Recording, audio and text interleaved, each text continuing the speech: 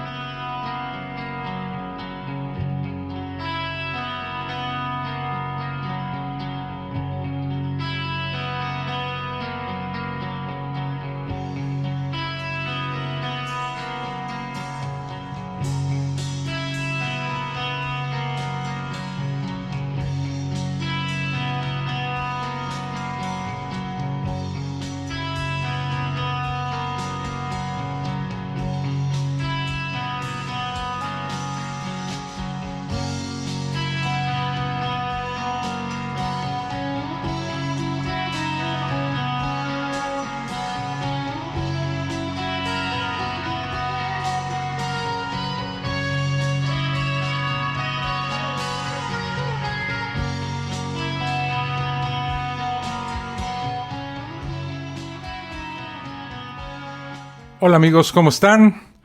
Bienvenidos a La Fosa Escéptica en este episodio número 106, dándole la bienvenida al año 2021.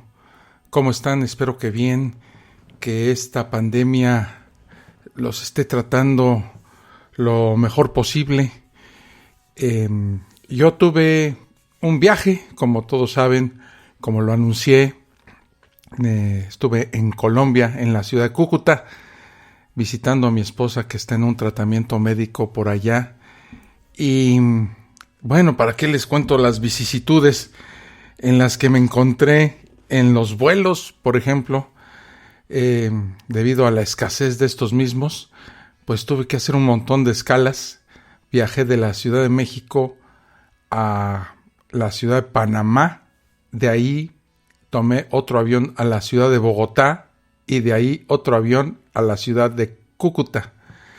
Y bueno, me encontré con una Colombia con los mismos problemas con los que nos estamos enfrentando todos: el aislamiento, el encierro, la falta de contacto físico, la desesperación de la gente por encontrar tanques de oxígeno, concentradores de oxígeno, camas en hospitales.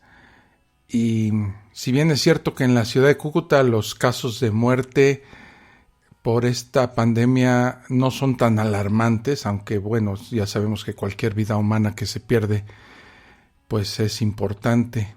Sí tuvimos el fallecimiento de algunas personas cercanas a nosotros y las noticias que llegaban acerca de amigos o conocidos era pues alarmante. Nosotros pasamos una de las Navidades, y creo que todos la pasamos igual, una de las Navidades y Años Nuevos más tristes, angustiantes y aislados de los que yo tengo memoria. De hecho, podría considerar que estas fiestas, que podríamos decir saturnalias, de estas Navidades, pues fueron las más tristes en toda mi vida, y creo que en la vida de muchas personas. No solamente en mi caso, el aislamiento y el encierro, sino porque en esta Navidad recordar a los muertos fue lo común. Y nosotros, a pesar de que mi esposa tiene una familia muy numerosa, de hecho les puedo decir que son 12 hermanos, imagínense la bola de pues, sobrinos, primos, nietos que hay en la familia, pues esta Navidad no se juntaron. Esta Navidad fue mi esposa y yo. Fuimos a una comida el día 24, muy poca gente, la verdad, porque en Colombia existe lo que se llama el toque de queda, y más en esas fechas, ¿no? A las 7 de la noche no se permitía la salida de la gente de las casas, so pena de que si te encontraba la policía, la multa era pues más o menos como de unos $500, como 10,000 pesos mexicanos. Y pues no había que arriesgarse primero al contagio, ¿verdad? Y después a enfrentar una multa de esa magnitud. Entonces, pues fue una de las Navidades y por lo menos también el Año Nuevo encerrados. Pero lo que más me llamó la atención es que mucha gente no hace caso. Sigue sin entender que el aislamiento y el cambio de estas rutinas diarias a las cuales nos enfrentamos ahora con la pandemia, pues hay que tomarlas muy en serio. Y veía yo a la gente reuniéndose, a la gente en otras ciudades como Bogotá, Bucaramanga, Cali, Medellín, por los noticieros que podía yo ver en la televisión, concentrándose. Ahí en Colombia, a diferencia de otros países, el fútbol es una de las actividades más cercanas a una religión que he visto yo, este sentimiento de fanatismo en cuanto al fútbol, y se jugaba la final. Primero, ¿por qué autorizan una final de fútbol en plena pandemia? Segundo, los fanáticos de estos equipos se concentraron afuera del estadio, aunque no se les permitía el acceso, tomando bebidas alcohólicas, bailando en la calle sin ningún tipo de distancia social ni aislamiento, y muchísima gente sin tapabocas. Entonces, las autoridades en Colombia, que aparte lo permiten, ¿no? Pero después te dicen, estos contagios se verán en aumento o se verá un disparo de los casos de contagio y de muertes en la primera quincena de enero. Y así fue. Y no solo allá, sino en México también, la situación está completamente descontrolada. De pasar de unos 300, 400 muertos al día, que de todos modos es una tragedia. Ahorita estamos en 1,000, más de 1,000 muertos diarios, precisamente por la gente inconsciente que se sigue reuniendo en lugares públicos o en sus casas, sin ninguna precaución, sin ninguna conciencia social, sin ningún tipo de civismo. Y aunque la autoridad también es cierto que no hace nada para evitar esta tragedia, pues tampoco es cuestión nada más de la autoridad, es una cuestión colectiva, es una cuestión de conciencia social, de respeto al prójimo, que no existe. Lo vemos también en países como en Estados Unidos, donde por esto de las elecciones y Trump poniéndose de niño berrinchudo, mandó a la gente prácticamente empujones al Capitolio, y tú podías ver esas imágenes que de por sí son dramáticas, de gente escalando las paredes del Capitolio y entrando, disparos, pues también estas congregaciones tan grandes de gente tratando de entrar, y también, bueno, sin ningún tipo de conciencia en el cuestión de la pandemia. Y vaya que se ha pegado duro en Estados Unidos como para que esta conciencia cívica y precaución y miedo podría ser también mayor, ¿no? Pero no hay conciencia. Esto nos está demostrando una falta total de solidaridad con el prójimo. Pues no es nada más que a lo mejor yo me contagio y la libro, ¿verdad? O ya juego con mi propia vida, sino que está en riesgo la vida de la gente que uno quiere, la gente que uno tiene cercana, o no, de gente que uno ni conoce, y que si uno tiene el contagio o es asintomático, reparte el virus.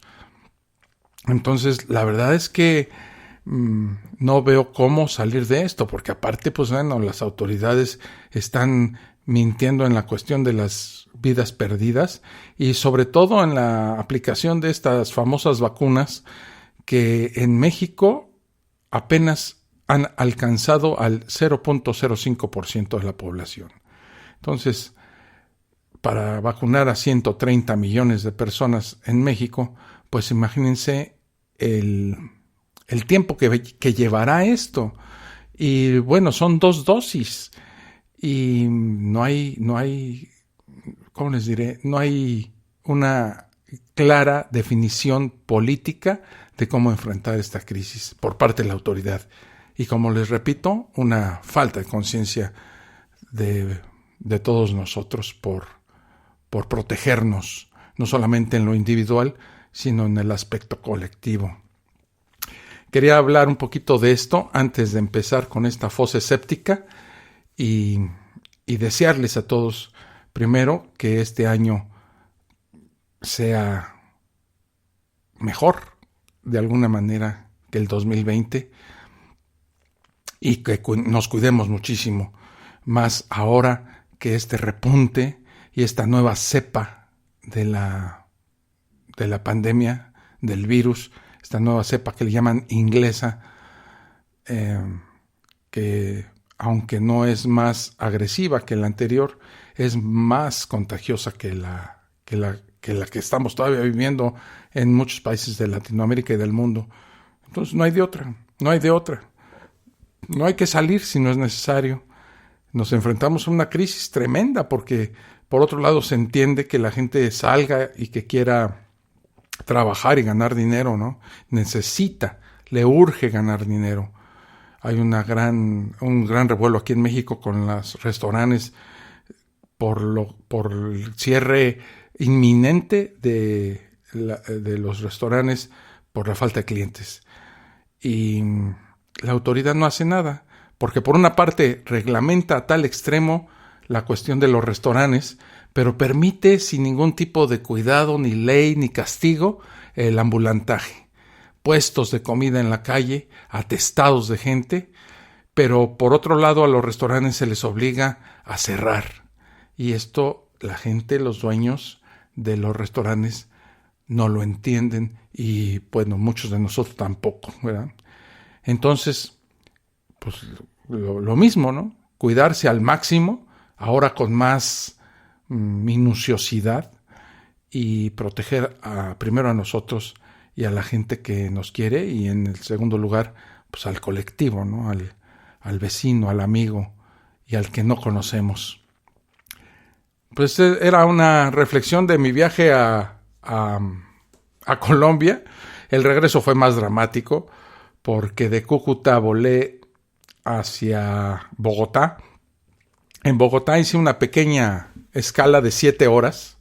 Imagínense 7 horas sentado en un banquito con el cubrebocas. Ahora entiendo, fíjense a los doctores y a la gente que está continuamente trabajando con el tapabocas y las caretas.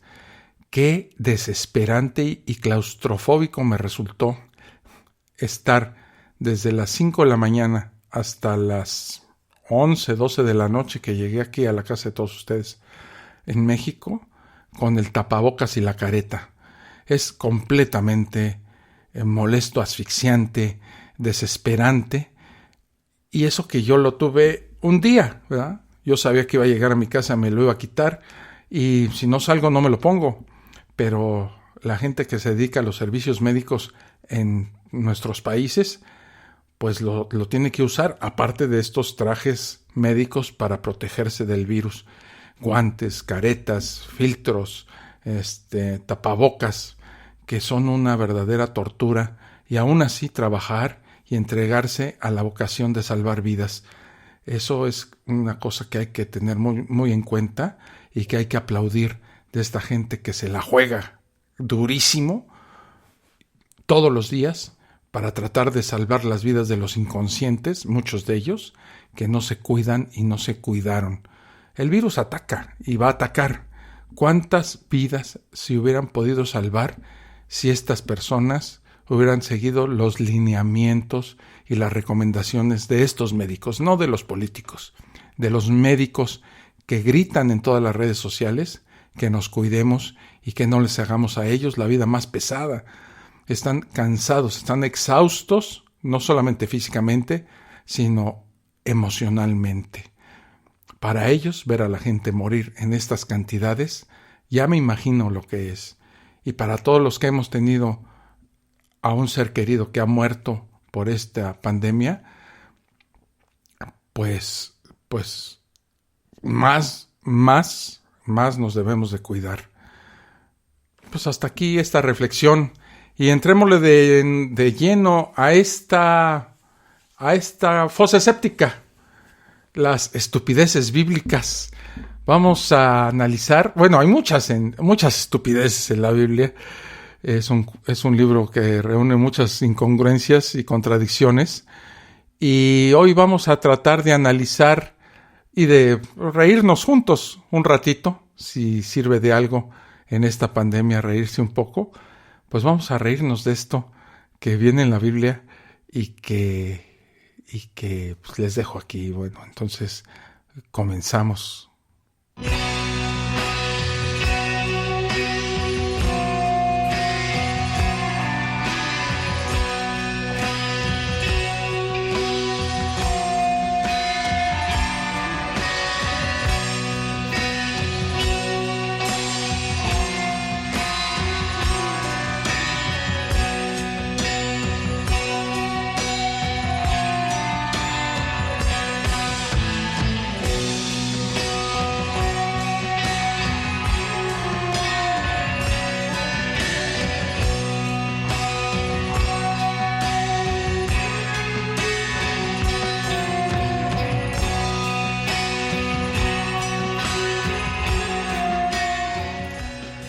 Hay personas que no solo creen en la veracidad y infalibilidad de la Biblia, sino que basan su vida y decisiones importantes en ella.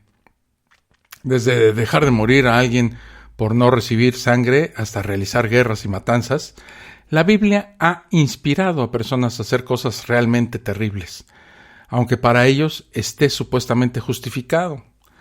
Claro que algunos religiosos para justificarse podrían decir: esos son fanáticos. Yo no hago esas cosas. Seguramente hará otras, quizás no tan graves, pero igualmente perjudiciales, como dar diezmos, donaciones, pérdida de tiempo, bautizos, oraciones y un largo etcétera. Todo esto basado en la Biblia. Otros inclusive defienden la infalibilidad bíblica en todos los campos del conocimiento humano. Es la clásica frase: la Biblia es perfecta. No tiene errores. Es ocioso decir que no. De hecho, es mucho más que imperfecta. Y no hablo solo de las aberraciones, asesinatos, masacres, mandamientos anacrónicos y disparatados, o errores históricos. Me refiero a aspectos verdaderamente absurdos, tontos y hasta que dan risa. Historias que son una verdadera y reverenda mamada que le daría risa a cualquiera si no estuvieran en la Santa Biblia. Aunque hay cientos de estas fallas, vamos a ver a continuación las que escogí, que son 10.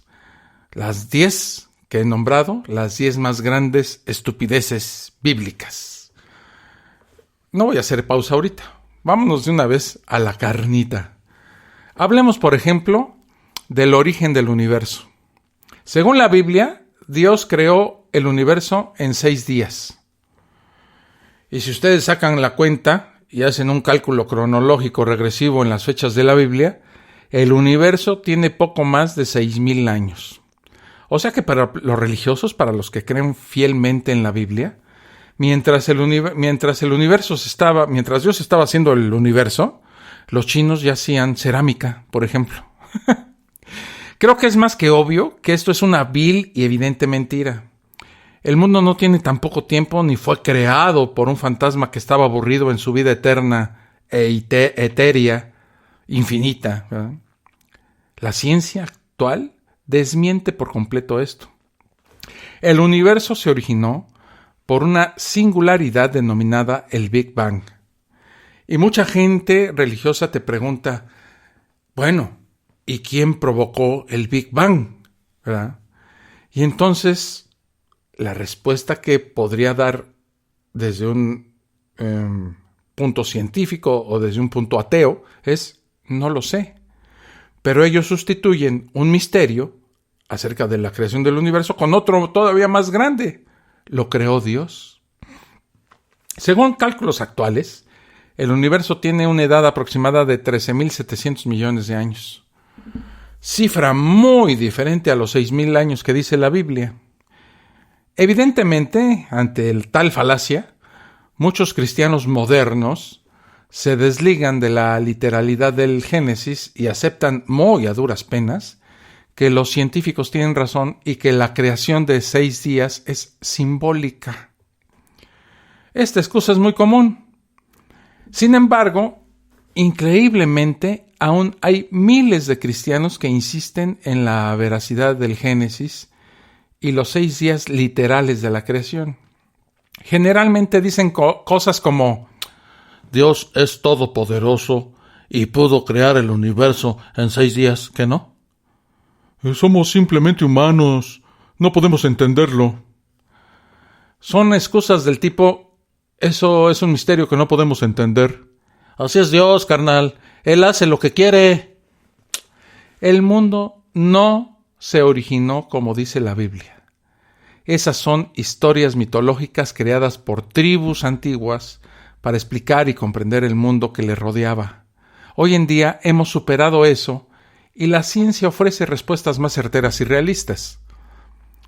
Queda de parte de los cristianos sensatos, que no creen en las absurdas barbaridades del Génesis, el ilustrar y educar a sus colegas cristianos que de verdad creen que el mundo fue creado por Dios en 6 días. ¿Y qué me dicen de Adán y Eva? Es el punto número 9. Me parece total y absolutamente inconcebible que aún existan personas que de verdad creen que Adán y Eva existieron y que fueron los primeros humanos. Cuando alguien insiste en esto, no suelo discutir, pero me cuesta borrar de mi rostro esta sonrisa como irónica, ¿no? Es una total estupidez afirmar que Adán y Eva existieron de forma literal. El ser humano actual no se originó de un par de adolescentes desnudos.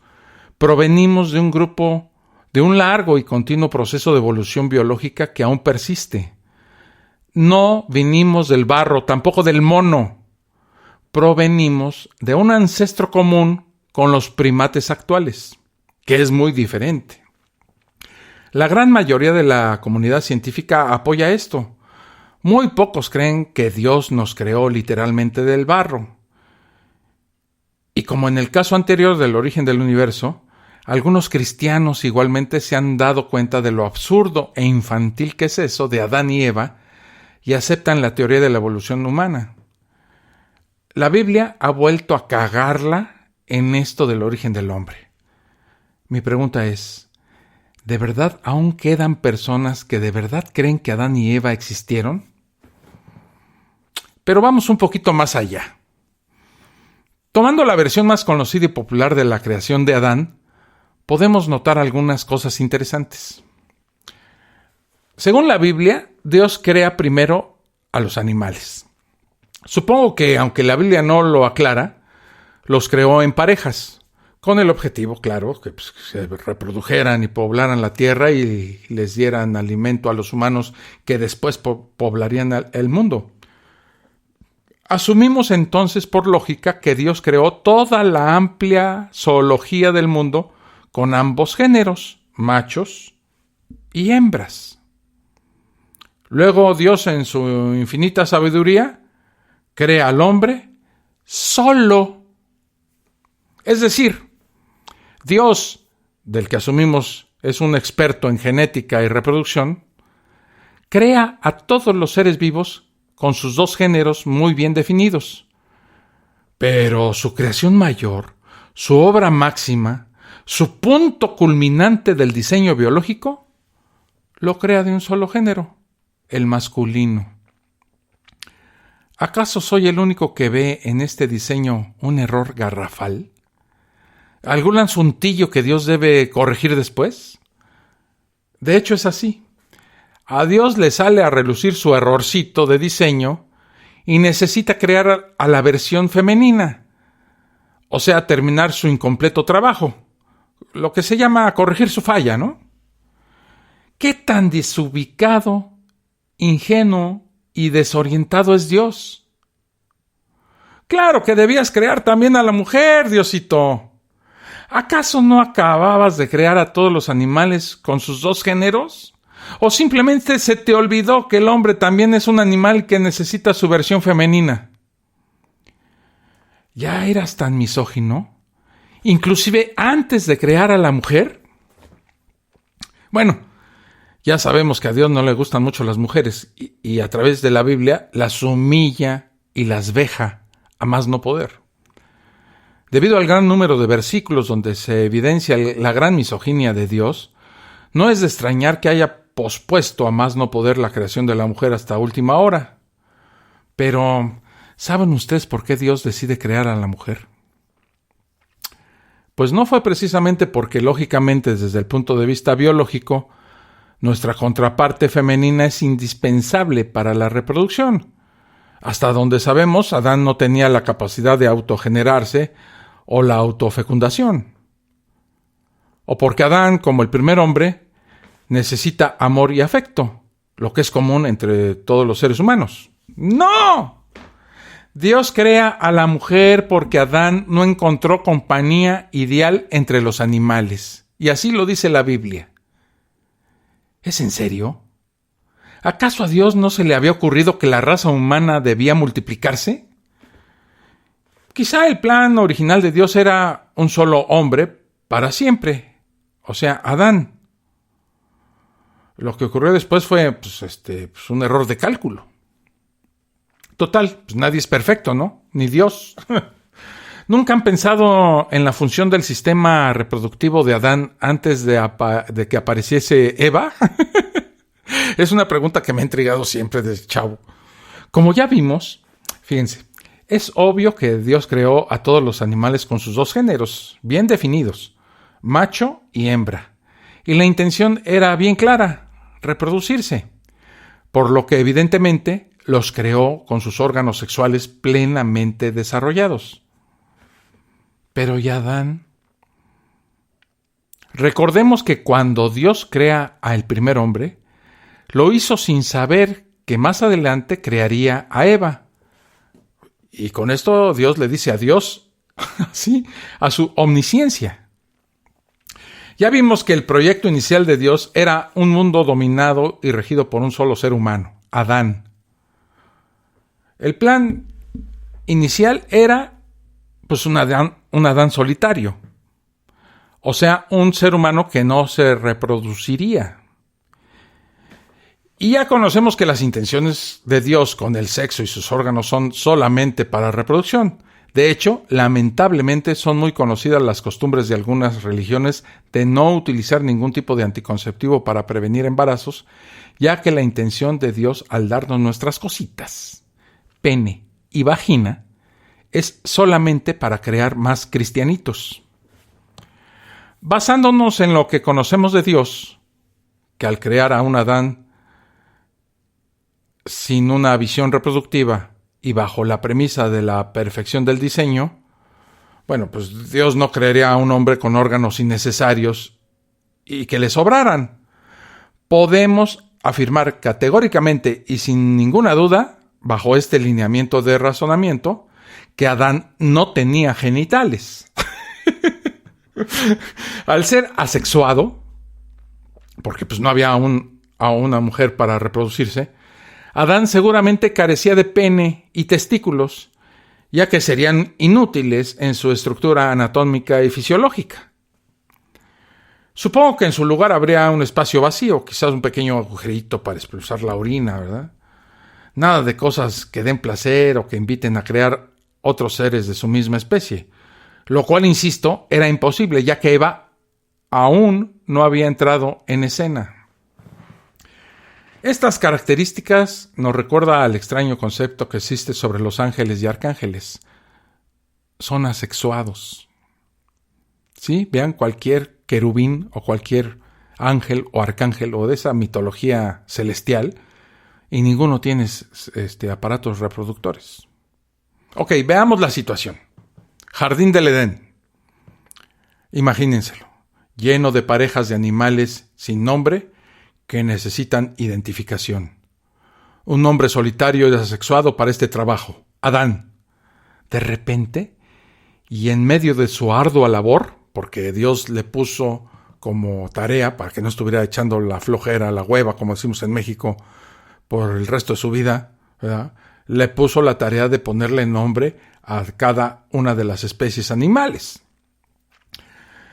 Pues imagínense este pobre tipo ahí, asexuado de Adán, Los sentimientos de soledad de Adán se exacerban y como dice la Biblia, y la cito textualmente, no encuentra ayuda adecuada entre los animales. Dios, en su infinita omnisciencia, nota esto y decide crearle una pareja a Adán, su versión femenina. Y de paso Dios recuerda que es bueno que el hombre se reproduzca. Vaya lapsus, ¿no? Y entonces diseña un plan bien estúpido, ¿no? Mientras Adán duerme y sueña con animales, supongo, el todopoderoso Dios, que ha creado mundos y universos de la nada, necesita robarle una costilla a Adán para crear a la mujer. Una mujer que supongo sí tenía sus órganos sexuales completos. Pero, ¿y nuestro asexuado Adán? Aunque la Biblia no lo aclara, de hecho no hace la más mínima referencia, probablemente al sacarle la costilla a su primer hombre, a Adán, pues pudo tomar un poco de barro que quedó por ahí y hacerle un pene y un par de testículos al pobre hombre, ¿no? Así que gracias a este trozo de barro que quizá estaba adherido a alguno de las sandalias de Dios, es que tenemos pene y testículos, nuestros amigos de toda la vida. Pues no podemos negar que tuvimos suerte, ¿no? Al fin la magia de Dios nos sirvió para algo. La intención de esta fosa séptica es bien sencilla.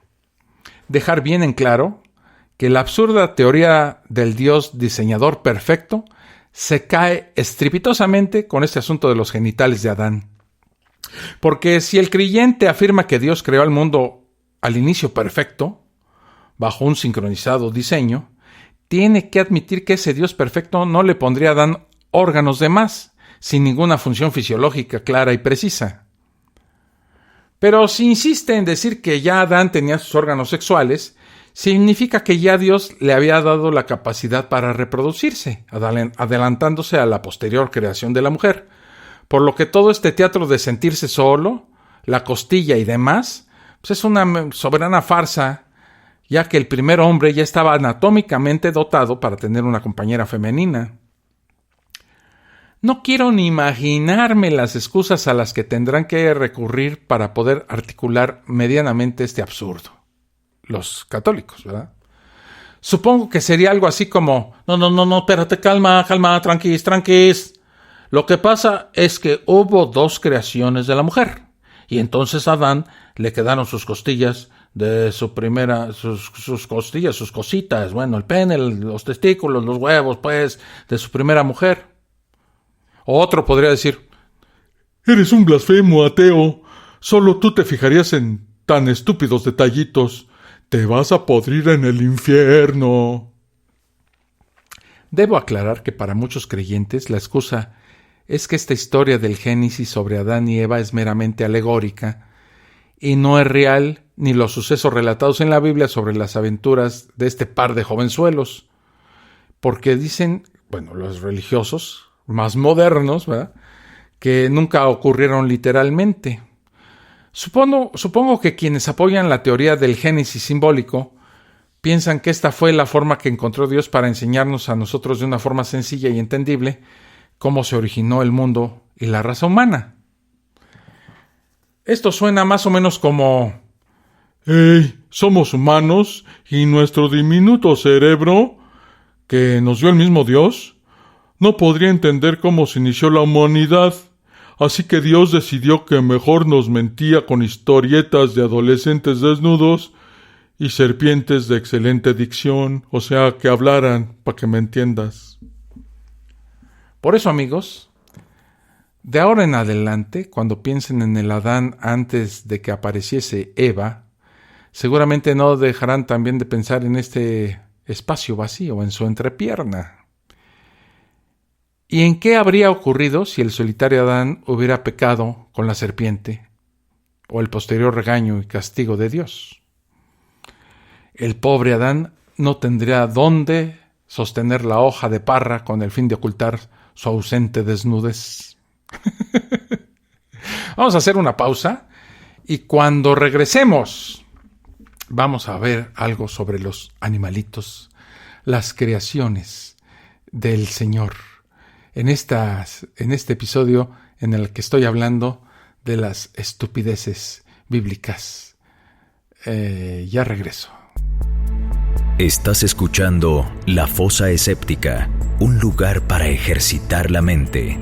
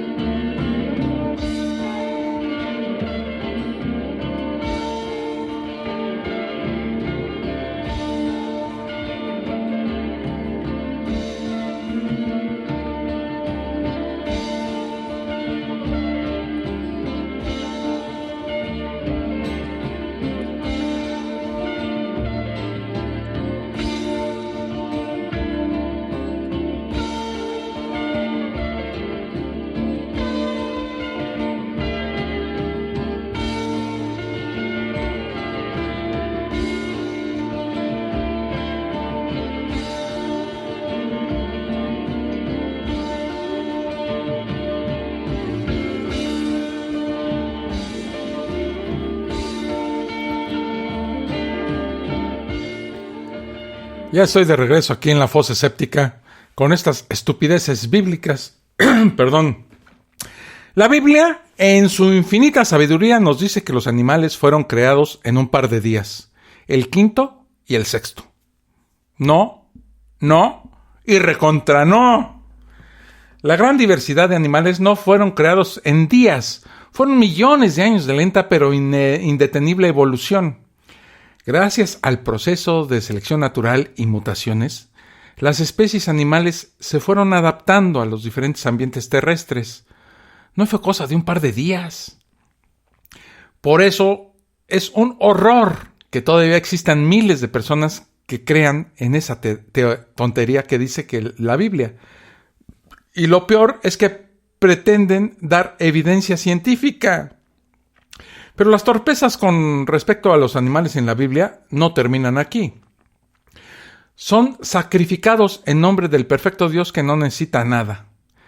Son mal interpretados anatómica y taxonómicamente. Son literalmente odiados por Dios. La Biblia hasta tiene unicornios y dragones y muchas imprecisiones más. Los animales han acompañado al hombre en el largo y constante proceso de evolución. El que crea que fueron creados en un par de días, la verdad, está bien pendejo. Número 7. El valor de pi y otros cálculos bíblicos. Sí, también se mete en eso la Biblia. Pi, todos lo conocemos, este número, es la proporción entre la circunferencia y el diámetro de un círculo. Y es aproximadamente, no voy a dar la cifra completa porque es infinita, ¿verdad? Pero es más o menos como 3.14, 15, 92, 6, 53, 58, 97, 93, 23, 846. Y sigue. Pero no los voy a aburrir muchas horas en esto. Es 3.14, 15, 92, 6, por decir algo más resumido, ¿eh? Y esta cifra es básica para calcular las circunferencias de los círculos. La circunferencia de un círculo se puede averiguar multiplicando pi, 3.14, pues por el diámetro del círculo. Y ya obtenemos el valor de la circunferencia. Esto te lo aprendes en la primaria, ¿verdad? El valor de pi es básico para el cálculo matemático y también en la ingeniería. Es imposible calcular el área de un círculo sin el valor de pi. La Biblia, que en teoría es perfecta, nos ofrece el valor de pi. En el libro 1 de Reyes, en su versículo 7 al 23, dice: hizo fundir asimismo un mar de 10 codos de un lado al otro, perfectamente redondo, su altura eran 5 codos, y lo ceñía alrededor un cordón de 30 codos. Si saca usted la cuenta, para el infalible y perfecto Dios, pi es igual a 3. Punto. Un margen de error bastante grande para el perfecto Dios. Muchos católicos religiosos dirán, pero es que te estás fijando en un detalle mínimo. Podría ser si yo hubiera hecho la Biblia, pero si es una creación divina o una inspiración del que la escribió, que Dios lo haya influido a él, como dicen, ¿verdad? Este es un error realmente notable. La Biblia también afirma que los insectos tienen 4 patas, cuando no es un secreto que en realidad tienen 6 patas. Lo dice Levítico en su capítulo 11, versículos 21 y 22. Todo insecto alado que anduviere sobre 4 patas, tendréis en abominación. Pero esto comeréis de todo insecto alado que anda sobre 4 patas, que tuviere piernas, además de sus patas para saltar con ellas sobre la tierra. ¿No me creen? Compruébenlo ustedes mismos. Agarren cualquier bicho por ahí y cuéntenle las patas. Y verá cómo la Biblia mete la pata en este asunto. Un altísimo porcentaje de error. O los errores en los cálculos del célebre muro y las personas que mató al caerse, o los dramáticos errores en los números relacionados con el rey David. Contra las matemáticas no se puede discutir. Y la Biblia definitivamente se la lleva muy mal con los números y cálculos numéricos. Malas noticias para los religiosos. Número 6. Jonás y el pececito. Así le puse. Una de las más grandes metidas de pata, más grandes estupideces bíblicas de la Biblia, es la historieta de Jonás y su estadía de 3 días en la barriga de un pez. En serio, me parece absolutamente inverosímil que en realidad existan personas que crean y defiendan esta disparatada historia. Tiene tantos errores y desaciertos que es difícil enumerarlos todos. Desde el absurdo comportamiento de Jonás, pasando con la gran mentira del pez o ballena, porque en la Biblia dice que es un pez, pero pues como los religiosos dijeron, no, pues en un pez no va a caber, entonces vamos a decir que era una ballena. Y esta ballena es capaz de tragarse a una persona. Y lo que es peor, el tipo, Jonás, logra sobrevivir por 3 días en el estómago de este pez. Son tantas, pero tantas las incongruencias en este relato que espero que ustedes las revisen con calma. Sí, amigos ateos, pónganse a leer la Biblia. Hay que ser, pero muy cándido e inocente. En mi pueblo le dicen pendejos para tragarse una historia tan desatinada e incongruente como esta. Número 5. Zombies en la Biblia. ¿Quieren saber más de estos zombies en la Biblia? Bueno, cuando regresemos veremos la historia de este antiguo Walking Dead al que nos mete el librito llamado Santa Biblia. Ya regreso. Estás escuchando La Fosa Escéptica, un lugar para ejercitar la mente.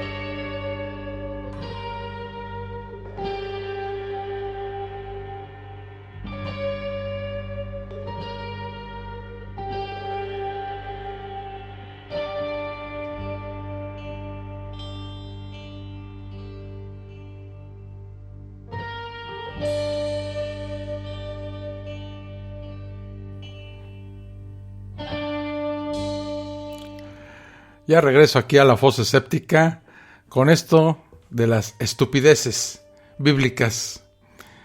Las historias relacionadas con Jesús son de las más creídas y aceptadas por todos los cristianos.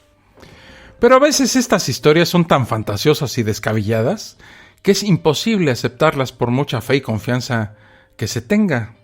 Una de esas historias son los zombies que salieron de sus tumbas cuando Jesús muere. ¿Conocen ustedes esa historia?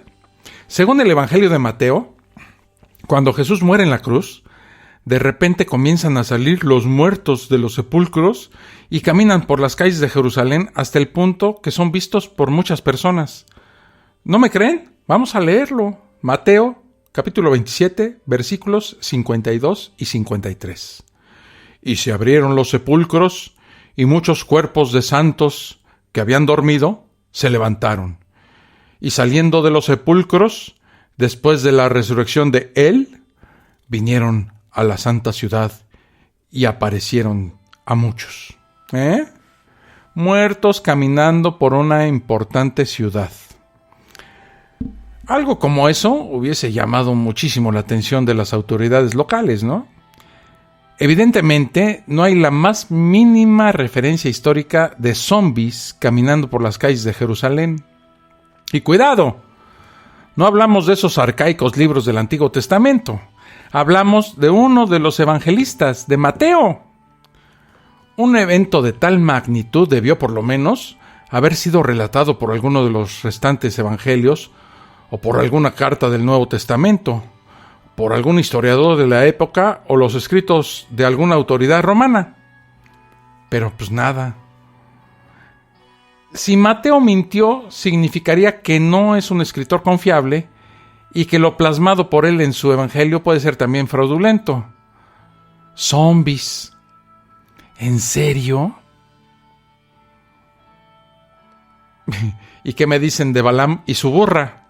Sí, la Biblia nos cuenta que una burrita habló. Y no hablamos de una fábula de Esopo o algún otro cuentista. Lo dice la santa e infalible Biblia. No sé cómo decir esto sin reír. De verdad no sé cómo decirle esto a los religiosos. A ver, déjenme intentarlo de esta manera. Las burras no hablan. ¿Se han dado cuenta, señores religiosos? Las burras no hablan. Las de 4 patas, porque hay algunas de 2. Que sí, pero a estas no se refiere la Biblia. La respuesta de algunos escasos cristianos es que es una especie de parábola o historia que no es literal. Creo que es obvio, ¿no? Lo curioso es que por ningún lado insinúa siquiera que sea un relato ficticio. Al contrario, ofrece nombres y lugares muy precisos. Pero yo lo entiendo, ¿no? Claro que tiene que ser una historia falsa, pues las burras no hablan. A pesar de lo que es más que evidente, o sea que las burras no hablan, increíble e incomprensiblemente hay cristianos que defienden la veracidad de la historia, haciendo sus excusas tanto más risibles que el mismo cuento de la burrita parlanchina. Señores cristianos, si a ustedes, sí, les estoy hablando, ¿usted pertenece al grupo que de verdad cree que la burrita de Balaam habló? ¿O que simplemente es una mentira más de la cual la Biblia ya nos tiene acostumbrados? Número 3. El arca de Noé. Si vamos a hablar de cosas incoherentes, absurdas y totalmente fantasiosas en la Biblia, sin duda la historia del arca de Noé tiene que estar entre las 3 primeras. Por eso la he colocado en el tercer lugar. No sé qué es más impresionante, la cantidad de errores, disparates y necedades de la historia del arca, o que algunos cristianos insistan en creer y demostrar que ocurrió literalmente. ¿Quién de nosotros no conoce la fábula de Noé, el arca y el diluvio? Para los que no lo conozcan, bueno, el asunto, y para los que lo conozcan pero quieran oír mi versión, ¿verdad? El asunto más o menos es así, miren. Dios, primero, se da cuenta que la cagó al crear al hombre y el mundo se ha llenado de maldad. Curiosamente, pues Dios es omnisciente y pudo haber previsto esto, ¿no? Su solución, la solución del magnánimo, infalible y todopoderoso Dios, asesinar tiernamente a toda la humanidad, incluyendo niños pequeños. Curiosamente, Dios no utiliza su condición de omnipotente para simplemente eliminar la maldad. Tan fácil que hubiera sido para Dios decir, ya no quiero que haya maldad. No. Agarró el asunto más drástico que pudo encontrar y el más absurdo: matar a todos. Esos son como estos policías judiciales de aquí de México que primero disparan y luego preguntan. Elige a un anciano de 500 años y a sus hijos, también ya viejos, para construir un superbarco gigantesco y meter dentro a una pareja de todos los animales del universo. Es un trabajo titánico para solo 8 personas, ¿no? Y más si tienes 500 años y tus hijos son también ya ancianos. Un par de animales de todas las especies del universo viajan hasta el Medio Oriente. Sí. Animales desde el desierto hasta la Antártida. Viajan todos, por quién sabe qué llamado divino, hacia Medio Oriente, a donde este güey del Noé está construyendo con sus hijos el arca. Dentro del arca no solo estaban juntos predadores con sus presas, o las más de 1 millón de especies de insectos conocidas, sino que toda esta amplia biodiversidad fueron alimentados sin problema, a pesar de lo complicado de algunas cadenas alimenticias, y con solo 8 personas para atenderlos, ¿verdad? Para cuidarlos, para darles de comer. La primera pregunta que tengo es, pues, ¿cómo le hacían para la comida? Y bueno, nunca había llovido, hasta que cae el diluvio que inunda toda la tierra, sobrepasando el agua inclusive al monte Everest. Con solo 8 ancianos y una pareja de animales de todas las especies existentes, se logra repoblar el mundo rápidamente y sin problema. Vamos a tomarnos unos segundos para analizar esta pendejada. No, ¿verdad? No hay nada que analizar, es una estupidez. Por eso me indigna en sobremanera cuando alguien pretende darle un trasfondo verídico a la historia, ignorando inclusive que es otro plagio más de una cultura diferente. Estas historias del diluvio y de la salvación de las especies es una historia que ha vagado por el mundo, por las civilizaciones, por las sociedades desde muchos años, cientos o inclusive miles de años antes de que la religión católica, como en otros casos, se lo haya plagiado. En el número 2, Josué y el sol. Y ocupando el segundo puesto entre las cosas de estas estupideces más absurdas y ridículas de la Biblia, pues no podía faltar la inverosímil historia de Josué y el sol. ¿Ustedes la conocen? Bueno, les hago un breve resumen. Josué está en una batalla asesinando en nombre de Dios. Pero está a punto de anochecer y el buen Josué pues quiere hacer bien su trabajo, matar a todos los enemigos, incluyendo niños, mujeres y ancianos. Y eso de estar asesinando en la oscuridad, pues no es muy agradable, ¿verdad? Porque pues, puedes darle a algún amigo, no ves bien, es un desastre, pues, la oscuridad en esa época. Entonces, Josué le ruega a Dios para que detenga el sol y así concluir con su sangrienta y sagrada labor. Dios escucha su plegaria y ¡zas! El sol se detiene por un día y Josué termina la carnicería.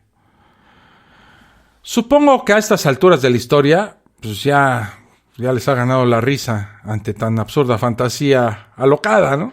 Un viaje de mota yo creo que no es tan absurda. Pero curiosamente no los cristianos. Muchos cristianos sostienen que la historia es real y auténtica. Hasta tal punto de que aseguran que hay evidencias de la NASA que confirman que falta un día en la historia del universo. ¿De verdad hay que explicar por qué es una estupidez esa historia? Bueno, comenzando por un error garrafal del sabio escritor bíblico. No es el sol el que se mueve, es la Tierra. Si Josué pidió que se detuviera algo, sería el movimiento de rotación terrestre y no el Sol. Tan idiota es el que escribió eso que ni siquiera sabía algo tan básico. Pues ¿dónde está la sabiduría de Dios? Y no solo eso. El que la Tierra se detenga de golpe haría que los objetos sobre ella saliesen volando por la inercia y la energía contenida. Y claro, un evento así debió ser observado por otras civilizaciones. Pero pues no hay datos ni escritos que avalen la existencia de un día el doble de largo. Ya lo sé. Me van a decir los cristianos que es una parábola. Pues tiene que serlo, ¿no?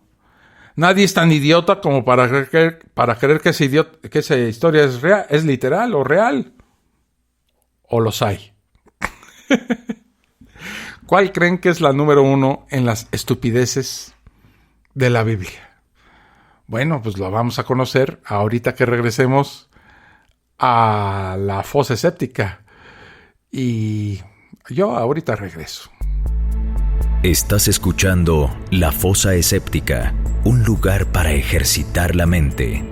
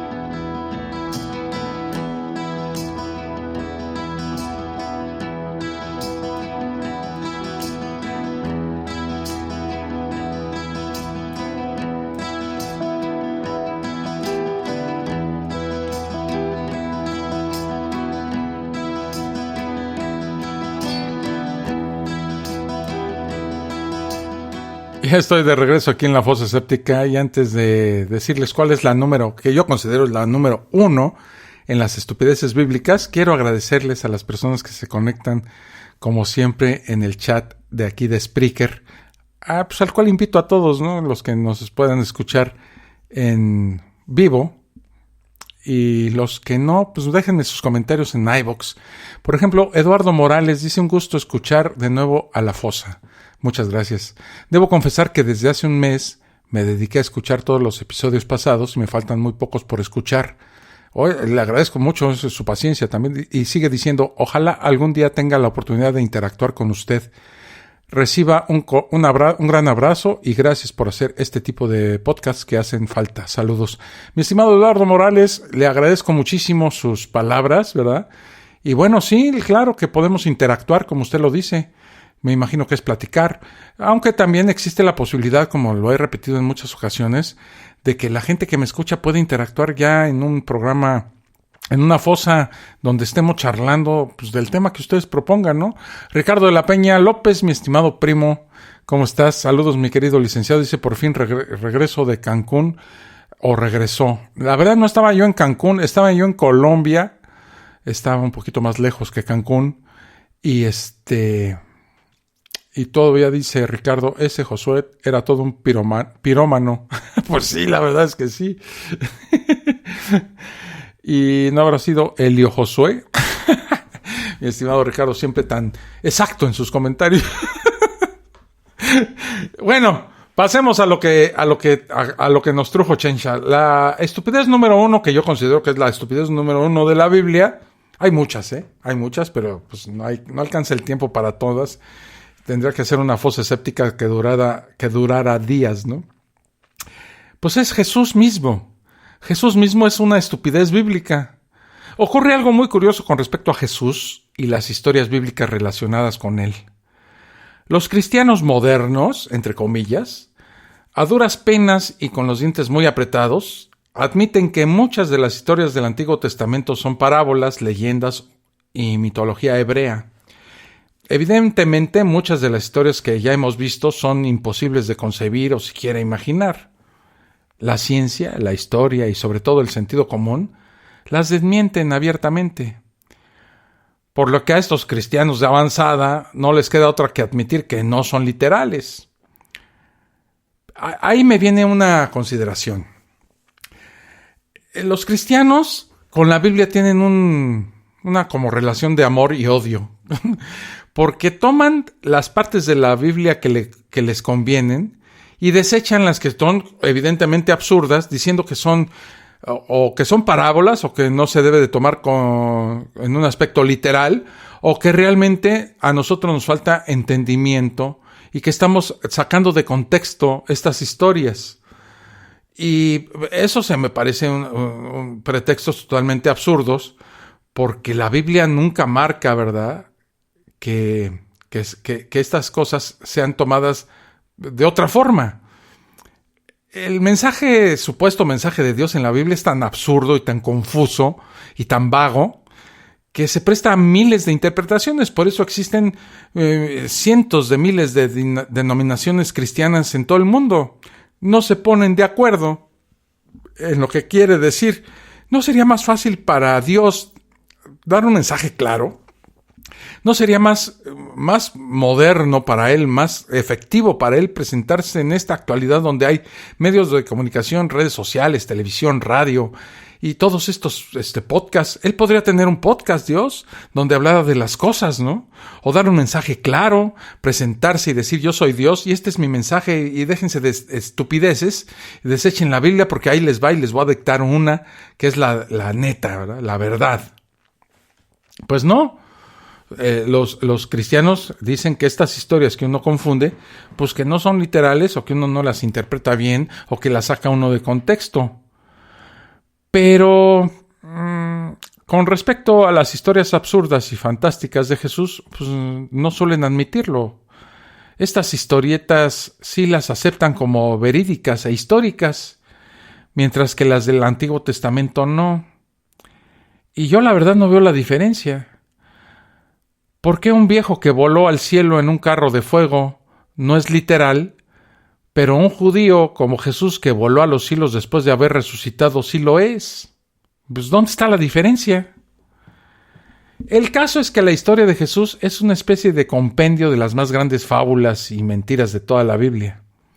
Comenzando por lo más obvio, no hay evidencias históricas de la existencia real de Jesús. Los argumentos de Flavio Josefo y otros historiadores han sido desechadas desde hace tiempo. Y como vimos, no hay datos históricos de sucesos como la muerte de los inocentes, o los ya célebres zombies, o el terremoto que ocurrió cuando fallece Jesús. Y si a esto le agregamos el resto de fantasías y cuentos de hadas que rodea la figura de Jesús, hace pero muy difícil siquiera tomarlo medianamente en serio. ¿Cuáles son estos cuentos de hadas que rodean la figura de Jesús? Bueno, pues es un semidios nacido de una adolescente judía que aparte era menor de edad, ¿verdad?, y casada, y ella tiene relaciones con un fantasma en forma de paloma. ¿Esto no es suficiente? Pues por si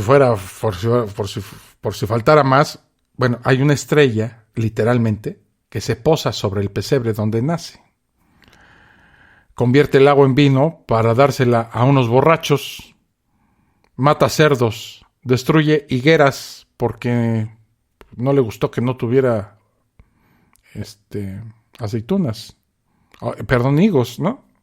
Ya me imagino una higuera dando aceitunas, ¿no? Destruye la higuera porque la maldijo, porque no tenía higos.